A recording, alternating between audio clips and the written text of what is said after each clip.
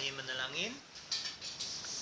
Aming Diyos na banal, muli ang aming pong pagpapasakop sa inyo, pagpapakumbaba, humingi ng tulong sa banal na Espiritu sa aming pag-aaral ng iyong salita. Ganun din, hiling namin na ihanda mo ang aming mga puso para matamnan ng inyong salita, na itong aming pinag-aaralan ay hindi lang po magbibigay sa amin ng kaalaman, bagkus magkakaroon ito ng praktikal na aplikasyon sa aming buhay. Kaya't kayo ang tumanggap ng papuri at pagsamba, itong aming samudalangin sa pangalan ni Jesus. Amen. So, tayo ay nasa James pa rin, chapter 1, verses 19 to 27 na tayo ngayon.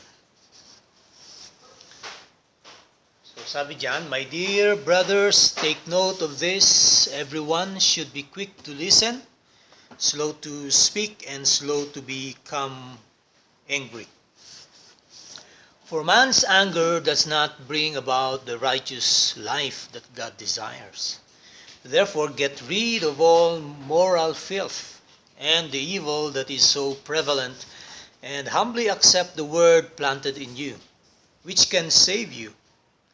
Do not merely listen to the word, and so deceive yourselves. Do what it says. Anyone who listens to the word but does not do what it says is like a man who looks at his face in a mirror, and after looking at himself, goes away and immediately forgets what he looks like.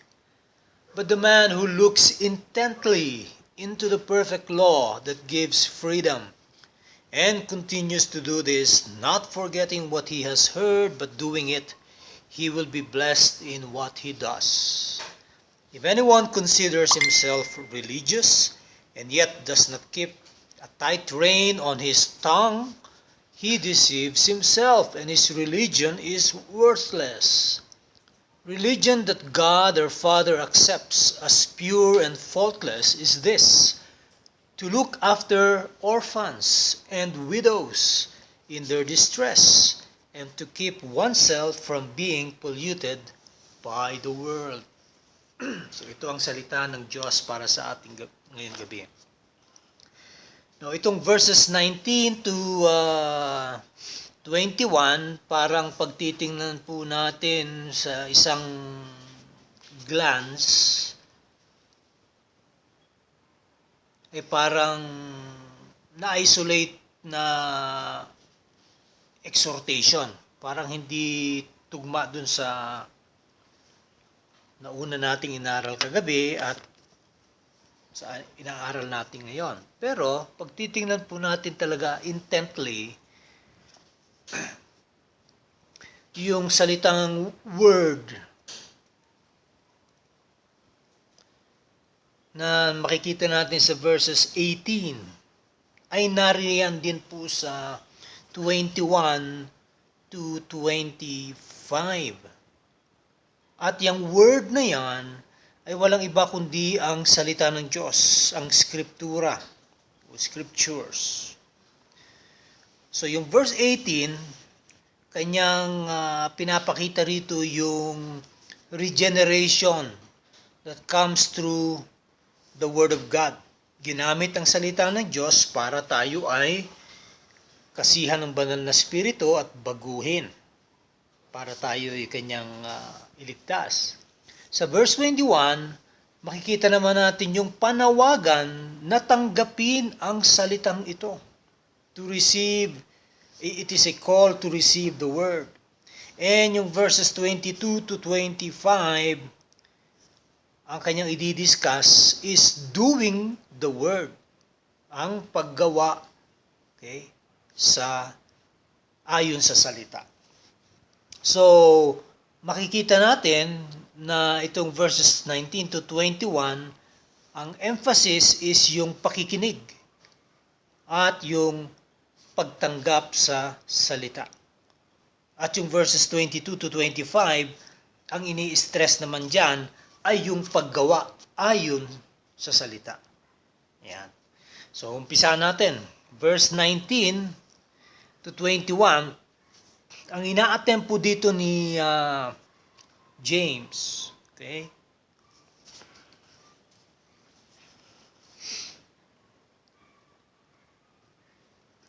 Ay magkaroon ng maliwanag na daan patungkol sa pagtanggap natin sa katotohanan ng Diyos. Yan. Sabi nga niya, nagumpisa siya sa pagtawag sa kanyang mga mambabasa na kanyang kinukuha ang kanilang atensyon. Sabi niya diyan, "My dear brothers, take note of this." See? Sabi niya, kayo na aking mga kapatid. Pakinggan nyo itong aking sasabihin. Ibig sabihin, importante ito. Kailangan kong inyong atensyon. So yung pagtanggap sa salita ay nagdidemand ng ating kahandaan sa pakikinig. Our readiness to listen. Yung kapag reluctant ka, sabihin na meron tayo halimbawa tinatawag na sama ka sa Bible study, makinig ka.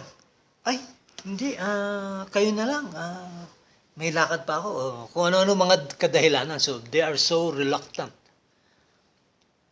Yung reluctance, sabi nga, at this point will block the acceptance of truth.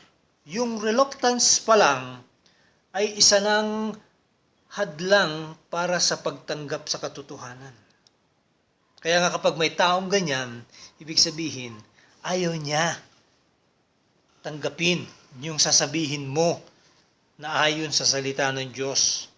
Halimbawa, Bible study yan. Ayaw niya na marinig yung salita ng Diyos. Pangalawa, it also demands restrained speech. Okay? Meaning to say, ang isang tao na kumbaga maboka, madaldal, na walang pinapakinggan kundi ang kanyang sarili lang, siya mismo, siya rin ay hindi makakarinig sa mga sasabihin ng iba. At the same time, o at the same token, hindi niya rin maririnig kapag ang Diyos na ang nagsalita sa kanya. Bakit? Siya'y punong-puno ng kanyang sarili. Masyado siyang selfie. Masyado siyang focus sa sarili niya. Kaya kung siya'y magsalita, yun dapat pakinggan ng tao. Pero pag ibang tao na magsasalita, ayaw niya nang makinig. Okay? So may mga ganyan tao. So finally, itong restraint naman ng galit, okay, is demanded. Kinakailangan din na ating mapigilan yung ating galit. Bakit? Kasi ang galit, magsasara yan sa iyong kaisipan sa mga katotohanan ng Diyos. Ang taong galit, ang taong punong-puno ng puot, ay sarado pagdating sa katotohanan ng Diyos.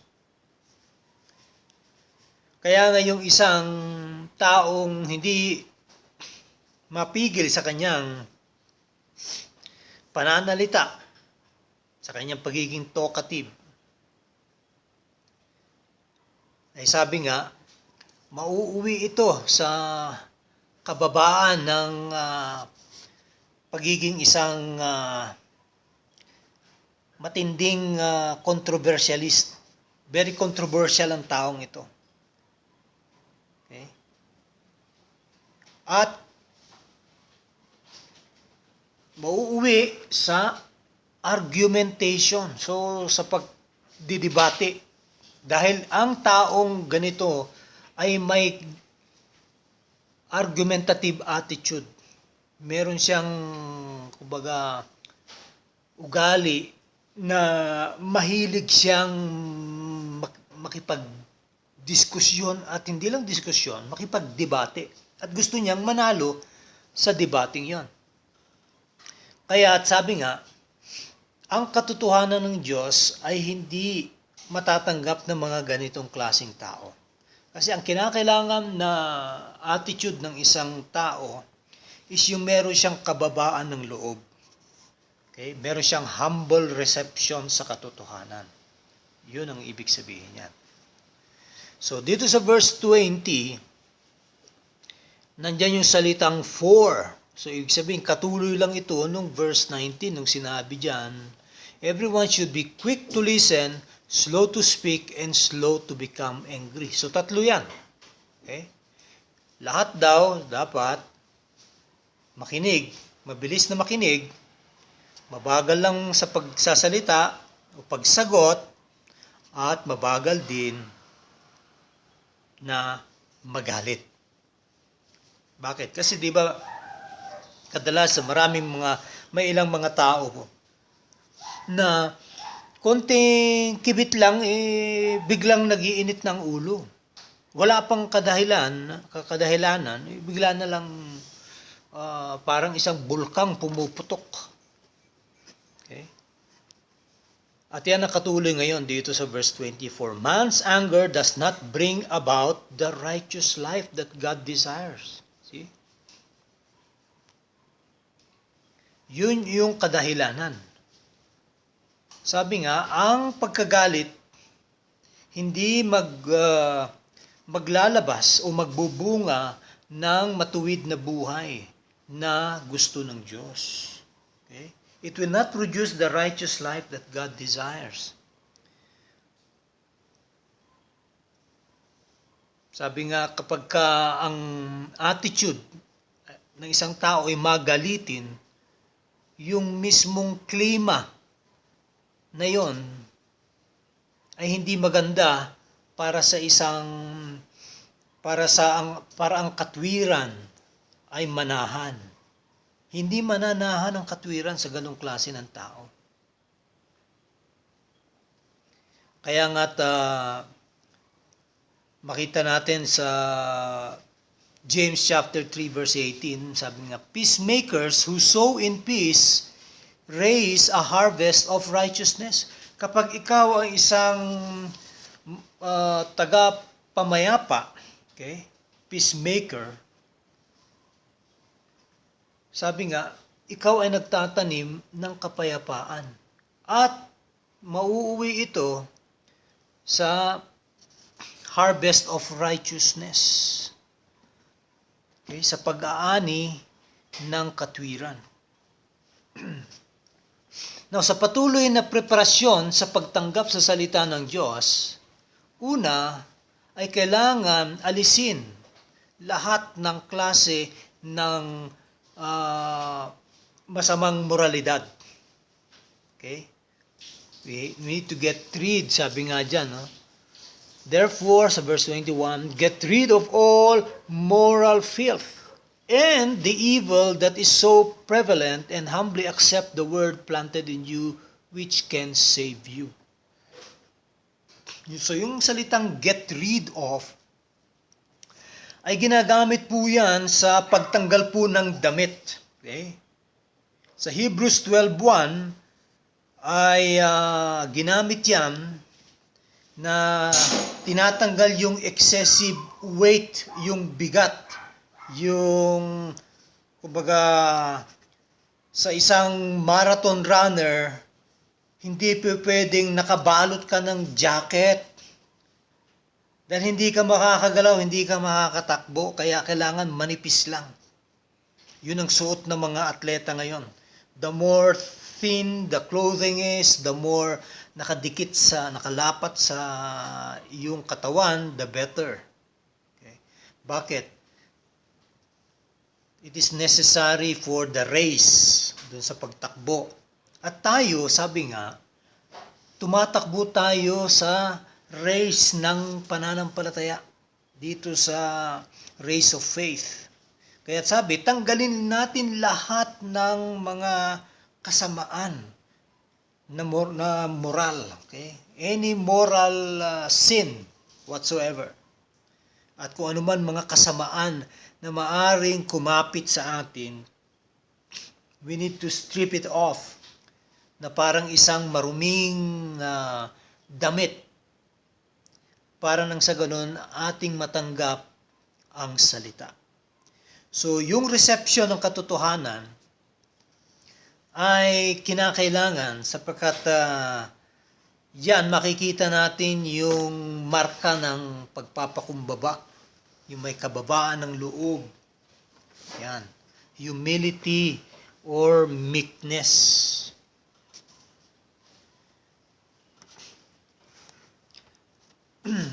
So,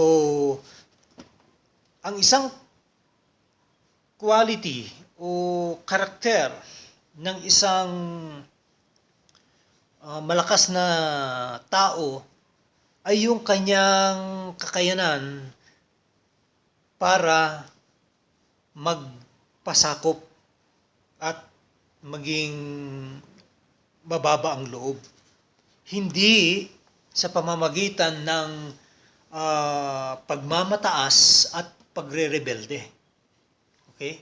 So kabaliktaran ang turo ng salita ng Diyos. Sa mundo, makita na ikay matapang, kailangan malakas ang boses mo, makikipag-away ka, pero ang tunay na malakas na tao sa paningin ng Diyos ay yung may kakayanan na magpasakop. Yung very submissive at humble. Yan. Kasi dun lang sa ganung klase ng espiritu, matatanggap ang katotohanan ng Diyos. Sabi nga, the word is described as planted in you, na itanim sa inyo, na sinasuggest sa mga mambabasa na sila mismo na nakikinig kay James, okay, ay mga mananampalataya na. Meaning to say, they possess the truth. Kaya sabi diyan, the phrase, which can save you, simply describe that the truth is a saving truth. Katotohanan na nakapagliligtas. Ang salita ng Diyos ay nakapagliligtas. Kaya nga tayo, alam natin, tayo ligtas na kasi ating napakinggan at ating tinanggap ang salita ng Diyos. Lalo na ang kanyang ebanghelyo, ang pagparito ng Panginoon, ang kanyang pagkapako sa krus, anong kadahilanan, bakit kailangan niyang gawin yon, dahil tayo kailangan masalba sa ating mga kasalanan.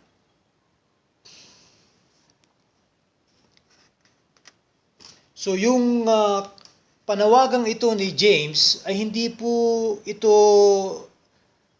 mensahe na parang initially pinapatanggap niya ang mga mambabasa niya sa mensahe. Bagkus, ito ay meron ng kabuuan at meron ng intelihenteng apropriasyon sa katotohanan na ang mga Kristiyano ay lumalago na sa kanilang spiritual na buhay at sa kanilang spiritual na pangunawa. Hindi ito ibig sabihin na, sige, tanggapin mo na si Jesus ngayon. Hindi, kundi nalaman mo na, totoo ang salita ng Diyos, tinanggap mo ang ebanghelyo, naintindihan mo, at ngayon, sinasabuhay mo na. Yun lang po ang ibig sabihin nun. Kasi maraming mga tao ngayon, pinapatanggap nila yung sa altar call or yung mga decisionism sa loob ng iglesia na pumupunta sa harap ng altar at pagkatapos na tumanggap na hindi naman naintindihan ng ebanghelyo, lalabas ng iglesia, ng pananambahan, may false assurance. Akala niya siya'y ligtas na kahit na siya'y bumalik pa sa kanyang kasalanan, kahit na sumausaw siya muli sa kanyang maling ginagawa. Hindi po yun ang gustong iparating sa atin ni James. Okay? So dito, nagpatuloy ang author sa kanyang diskusyon na sabi, kailangan itong salitang natanggap natin, salita ng Diyos, ay kailangan ngayon mag-translate sa ating bagong pamumuhay. Okay? Putting the word into practice. Kaya sabi diyan, do not merely listen to the word and so deceive yourselves. Do what it says.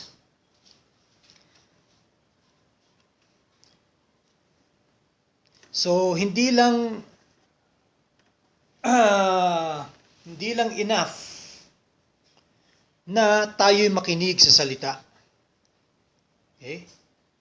O magbasa lang tayo sa salita. Kasi maraming ganyan eh. Nakikinig naman ako, nagbabasa ako, pero walang pagbabago sa buhay. Kaya nga, yung mga taong kinocongratulate nila ang kanilang mga sarili dahil sila ay nakikinig sa katotohanan at hanggang dun lang, ay nililin lang nila ang kanilang mga sarili. Kasi hindi po ito patungkol sa parang pumasok tayo sa eskwela, nakinig tayo ng turo ng ating guro at pagkatapos niyan ay atin ang isinantabi yung ating natutunan at tayo'y bumalik na sa ating kamunduhan. Hindi po ganyan ang pag-aaral ng salita ng Diyos. Okay? Kung sa tingin nila, ang pakikinig ng mensahe ay nagbibigay sa kanila ng posisyon o special favor sa Diyos, sabi nga, mali po ang kanilang pangunawa patungkol dito. They have a faulty reasoning regarding such. Dahil ang realidad, yung responsibilidad ng mga nakikinig ay mas higit pa doon sa mga hindi nakapakinig or hindi nakarinig. Ano ibig sabihin? Kung ikaw nakarinig ka na ng salita ng Diyos, malaki na ang responsibilidad mo sa harap ng Diyos. Kaysa doon sa mga tao na kailangan pang abutin ng ebanghelyo sa mga liblib na lugar dahil hindi pa talaga nila na sumpungan ang pangalan ni Jesus maging ang kanyang ebanghelyo. Pero ang mga taong nakapakinig na and yet hindi nila ito isinasabuhay, malaki ang kanilang sagutin balang araw sa Diyos. Okay? Kaya nga sabi, yung panawagan to do what it says, ay makikita po natin yan ang pinakasentro ng turo ni James. Okay? It sums up the message of the whole book of James. Pag tinignan nyo ang James, anong ibig sabihin niyan?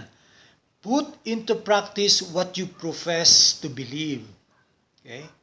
Kaya itong verse na to, chapter 1, verse 22, may well be the key verse of the epistle o yung sulat ni James. Yung put into practice what you profess to believe. So sa verse 23, pagkatapos niyang hikayatin na isabuhay ang salita, sa verse 22, ay nagpatuloy na ang mga ngaral sa pagpapaliwanag kung bakit importanteng hindi lang sila basta makinig sa katotohanan, bagkus kailangan talaga nilang ipakita ito sa kanilang buhay. Bakit? Dahil dito sinabi niya, anyone who listens to the word but does not do what it says is like a man who looks at his face in a mirror and after looking at him goes away and immediately forgets what he looks like. Yan. So dito nakikita na kailangan, sabi nga, lahat naman tayo nagsasalamin, di ba? Nananalamin. Okay? Tinitingnan natin ang ating muka bago tayo lumabas ng bahay. Okay? Baka may muta. Okay? So, If a man who looks at his face at a mirror, sabi nga, ibig sabihin, kilala niya ang kanyang sarili. Pero, hindi lang sa kilala, kundi kanyang inoobserbahan ang kanyang sarili. Meaning to say, it is an attentive scrutiny of himself. Parang isang, alam niyo yung gumagawa ng mga diamond, very meticulous sila, yung mga mata nila, yung mga daliri nila, tinitingnan nila, paano nila uukitin yung isang bato para maging isang kumikitang na diamante. So, ganun. Ini-scrutinize natin ang ating sarili. So, alam natin lahat yung features ng ating muka. Okay? Wala akong pinapatamaan, ha? Okay. Now, itong parallel nito is yung isang tao na nakikinig sa salita, pagkatapos niyang tingnan at naintindihan niya ang kanyang napakinggan, and so alam niya ang expectation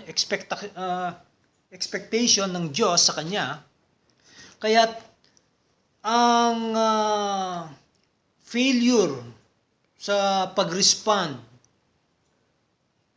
hindi natin pwedeng kumbaga i-blame dun sa lack of understanding. Hindi pwedeng sabihin ng isang tao, ay, hindi ko kasi naintindihan yung sinabi, kaya siguro absuelto na ako. Hindi yun Kaya nga sabi nga, ignorance of the law excuses no one. Ayan ang salita ng Diyos. Sinabi na ang daan patungo sa kaligtasan, pero pilit mo pa rin inilalayo yung sarili mo, nakatuong ka pa rin sa iyong relihiyon, sa iyong mga tradisyon, samantalang sinabi ng Diyos, ako ang daan, katotohanan at buhay, ayaw mo pa rin makinig, doon ka pa rin sa sinasabi ng iyong relihiyon. Sabi nga, balang araw, hindi mo pwedeng sabihin, ay hindi ko kasi naintindihan, kulang ako sa kaalaman. Hindi Ayaw mo talaga. Nilalayo mo talaga ang sarili mo. Kaya nga, may paghuhusgang darating sa mga taong hindi sumang-ayon sa salita ng Diyos. So verse 24, and after looking at himself, goes away and immediately forgets what he looks like. Ayan. So meaning to say, itong taong ito, kilala niya ang sarili niya, kilala niya ano ang itsura niya, pero pagkaalis niya, nakalimutan niya na kung sino siya. Okay? Nakakatawa po ito kasi sa totoo lang, dapat nga, dahil kilala na natin sarili natin, kilala natin ang itsura, kung nasaan ba ang nunal natin, o kung may buhok ba tayo o wala. Okay? Sabi nga, it is so ludicrous, katawa-tawa nga But no less ludicrous is the believer who listens carefully to God's truth and does not remember to put into practice what he has heard. Mas katawa-tawa po yun na nakapakinig siya ng salita ng Diyos tapos hindi niya isinasabuhay ang kanyang narinig. Yung pagpapakinig sa katotohanan ay hindi po yan ay ang katapusan o ang punot dulo. Okay? Yan ay parang nananalaming ka lang sa salamin at tinitingnan mo ang inyong muka. At hindi yan ang kasukdulan. Ang purpose ng ating pakikinig sa katotohanan ay nang sa ganon, ay meron tayong kalakip na aksyon na gagampanan patungkol dun sa ating narinig na yon. Kaya't yung tinatawag na theoretical knowledge of spiritual truth is never commended in Scripture. Wala pong kinokomment ang salita ng Diyos na magpakagaling ka sa dunong at yun ay tapos na. Hindi. Bagkus sabi niya, be doers of the word. Sabi nga gawin mo kung anong sinasabi ng salita ng Diyos. Sa totoo lang, kinokondem at dinidiscourage pa nga ng salita ng Diyos ang mga ganitong klase. Sabi nga, knowledge puffs up, sabi sa 1 Corinthians. Okay? Kasi, kung yun lang ang habol mo, sayang lang, bakit ka pa nag-aral? Okay? Marami, pumasok pa ng seminaryo para lang makapag-aral, pero walang Kristo sa buhay. Hindi na born again. May mga nagtuturo sa mga seminaryo na hindi born again. Yun ang katakataka. Pero yun din ang katawa-tawa. Yun ang sinasabi dito ni James. At yung mga nakikinig sa salita ng Diyos every Sunday. Sunday in, Sunday out. Bible study here, Bible study there. Prayer meeting here, prayer night there. Pero walang nangyayari sa kanyang buhay. Sumasama lang siya, nakikinig lang siya, pero hindi siya nababago. Yun po yung tinutukoy dito ni James. Kaya nga sabi sa Judeo-Christian context, sa Kristyanismo at sa mga Hudyo, yung kontekstong ito, yung knowledge na inyong makukuha ay hindi mo pwedeng ihiwalay doon sa iyong experience. Okay? Sabi, the believer gains knowledge through experience, and his knowledge is intended to affect subsequent experience. So, nagja-jive yung dalawa, nagtutulungan. Okay? Yung kaalaman at yung eksperyensya. So, dyan, verse 25, but the man who looks intently into the perfect law that gives freedom and continues to do this, not forgetting what he has heard, but doing it, he will be blessed in what he does. So may contrast dito. Yung pakikinig sa salita, pero hindi niya naman ginagawa. So, nakikinig siya, pero hindi niya ginagawa.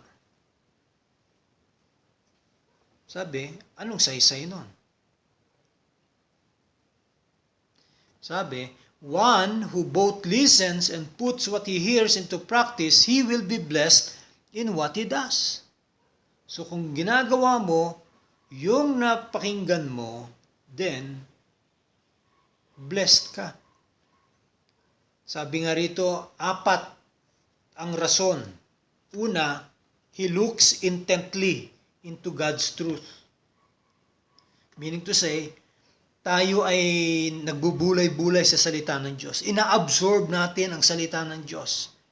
Nilalagay natin sa ating kaisipan, pero yan bababa sa ating puso at yan magta-translate sa buhay na ating ipapamalas sa araw-araw.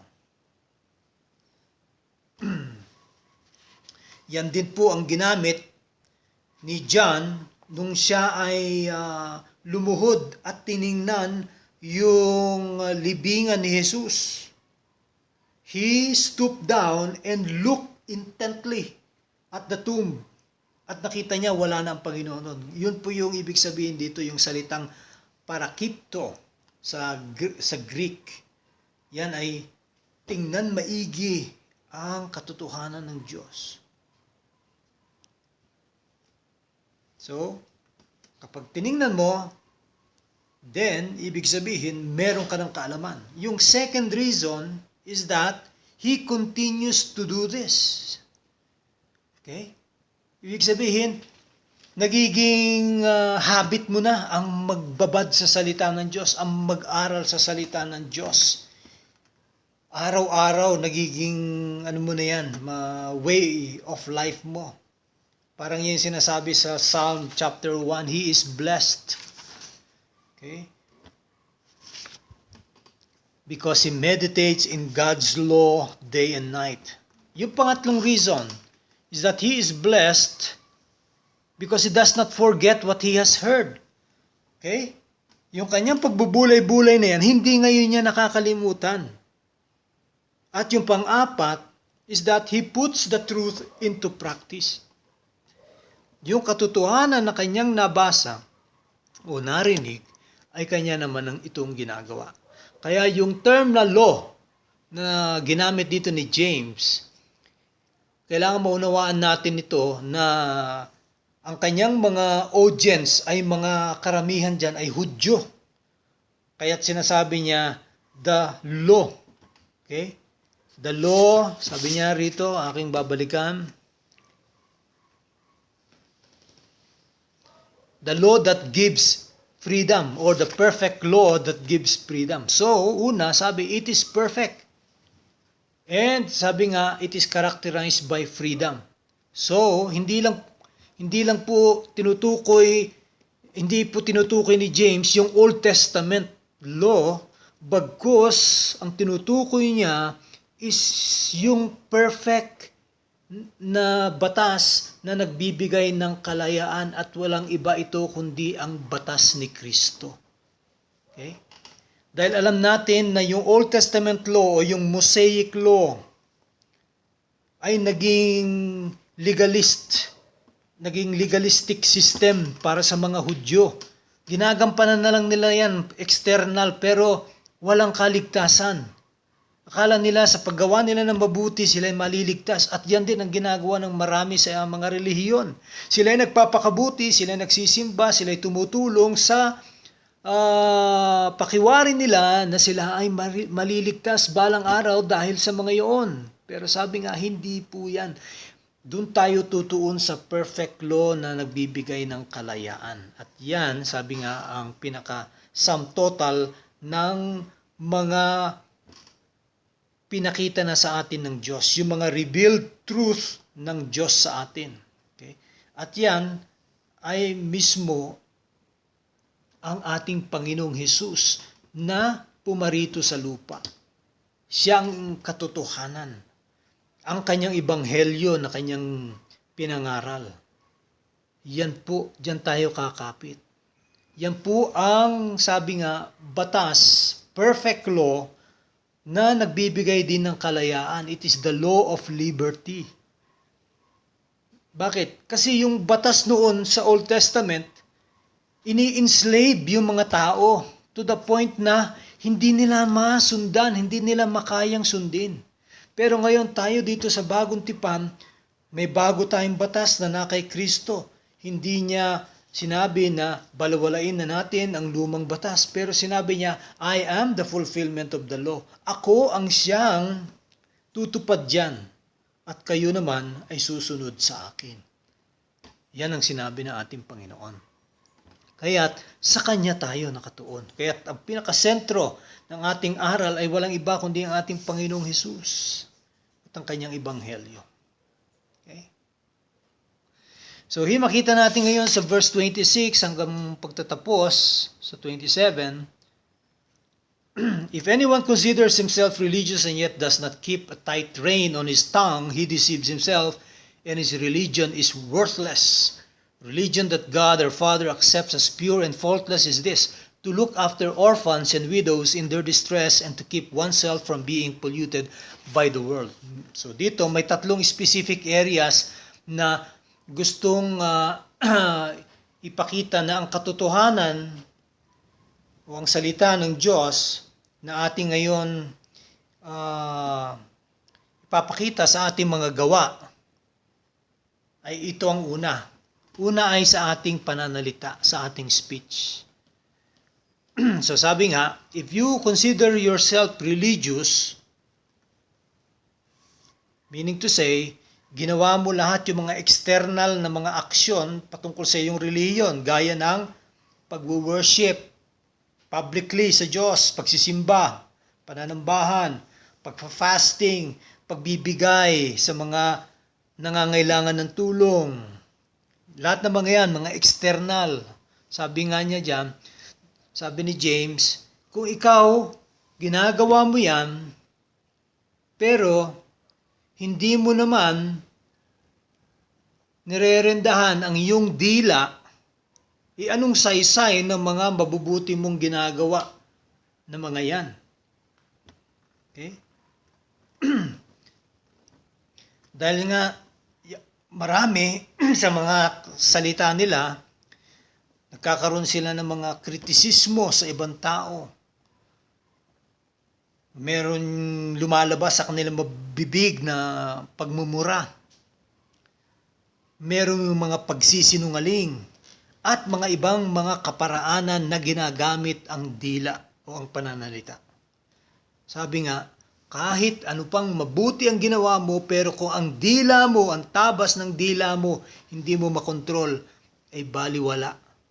Sabi nga, really, ang religion na iyong sinamahan ay worthless. Walang saysay, walang kwenta. Yung uncontrolled tongue reveals that his religion is worthless. Being merely an external sham, kalukuhan lang. Okay? Lalo na kapag ang isang tao nakumbinsi niya ang sarili niya na siya ay isang religious person. Ibig sabihin, nalinlang niya na ang kanyang sarili. He has deceived himself. Yun po ang una dahil sa speech, sa pananalita. Pangalawa, ng self-deception. Makikita po natin, sabi nga sa verse 22, narinig mo katotohanan pero hindi mo prinactice, isang klase yan ng self-deception. Dito naman sa verse 26, the self-deceived person is the one whose religious acts, yung kanyang mga gawa, do not make a difference in the way he lives. So, yung sinasabi rito, self-deceived din ng isang tao na ginagawa nga niya itong mga religious rituals na ito, pero pagdating sa sarili niyang personal na buhay, salungat, kakaiba. Okay? Sa verse 27, sabi, ang klase ng religion na tinatanggap ng Diyos Ama is yung merong positive influence sa buhay ng isang mananampalataya. Ano ibig sabihin nito? Genuine religion is a life-changing force. One's religion then should be more than external. It must spring from an inner spiritual reality that expresses itself in love to others and holiness before God. So, hindi lang siya yung external na nananamba, na sumasamba sa Diyos, kundi mismo nag-i-express ito ng pagmamahal. Hindi lang sa Diyos, kundi sa kanyang kapwa-tao. Yun ang ibig sabihin. Kaya nga yung command to love the Lord your God with all your heart, with all your mind, with all your soul, and the second is to love your neighbor as yourself. This is the two greatest commandment of God. Kasi nga the whole command is summed up in these two commands. Yun ang aking nabanggit. So, paano natin masasabing ganun? May example na binigay dito si James. Sabi diyan, the care of orphans and widows. Okay? Meaning to say, gaya sa Matthew 25:36 at sa 43, may reference po dyan sa pagbisita sa mga may sakit. Pero hindi lang po yan para magbisita, kundi para mag-aruga, mag-alaga,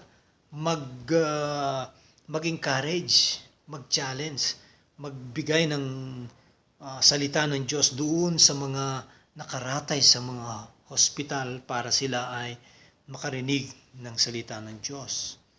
At tulungan na rin sila sa kanilang mga physical needs, lalo na kung mahirap. Okay? Ito yung faith expressing itself through love, Galatians 5:6.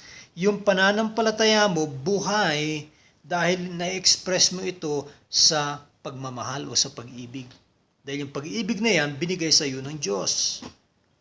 Kaya nga, one whose religion is genuine will also avoid being polluted by the world. Okay, yung pangalawa, tapos na tayo. Pangatlo, ito. Kailangan, sabi, wag natin hayaan na tayo ay mapulyot ng mundo. Ano ba ang mga nasa mundo? Ang mundo, ito yung pinaka-total system ng kasamaan dito po sa ating kinagagalawan bilang mga tao. At yung mga yan ay in opposition to God at saka sa kanyang katwiran.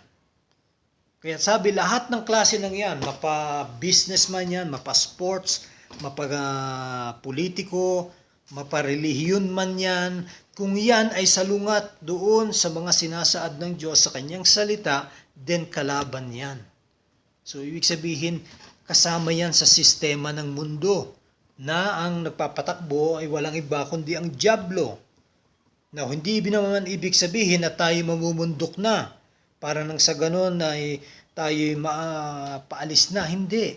Bagkus, sabi nga, ating ngayon itong haharapin. At kung ito ay kasamaan, ito ay ating lalayuan. Kaya't yung summary nitong verses 22 to 27, sabi nga, it consists of not just mga superficial acts. Sinasabi diyan, it is not enough to listen to the statement of spiritual truth. Hindi lang yung makikinig ka lang sa nangangaral sa isang pastor, okay? Or magi-engage ka sa mga formal religious activity. Bagkus sabi nga, the person whose religious experience is genuine will put spiritual truth into practice, and his life will be marked by love for others and holiness before God. So yan yung summary. Okay? So diyan po tayo magtatapos. Magandang gabi po sa inyong lahat.